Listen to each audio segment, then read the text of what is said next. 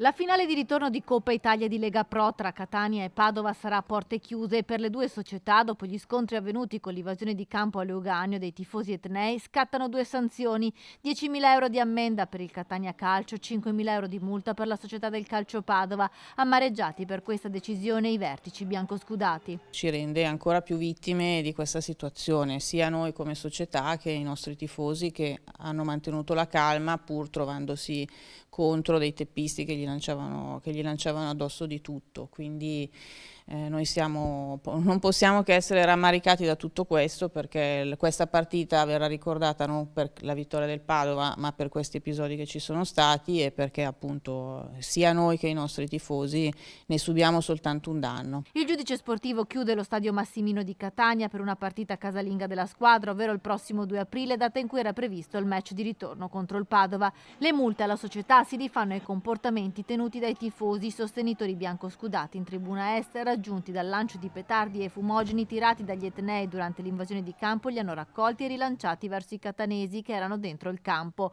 Ben più gravi le responsabilità dei catanesi, che hanno scavalcato la recinzione, hanno invaso il campo, hanno tirato petardi e fumogeni mettendo a rischio l'incolumità delle persone, danneggiando la struttura, ingaggiando scontri con le forze dell'ordine e ritardando la ripresa della partita di 4 minuti. La società etnea è stata multata con una sanzione di 10.000 euro, una somma doppia rispetto a quella del Padova e adeguata alla gravità dei comportamenti degli ultras catanesi.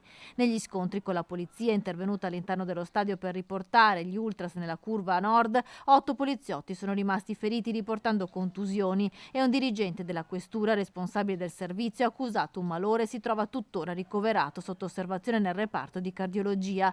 Nei prossimi giorni ci sarà un sopralluogo per definire ed eventualmente potenziare la sicurezza all'interno dell'Euganeo. Siamo massimamente disponibili a valutare un eventuale miglioramento delle procedure laddove se ne ravvisasse la necessità. La collaborazione con le forze dell'ordine è sempre stata massima e continuerà ad esserlo.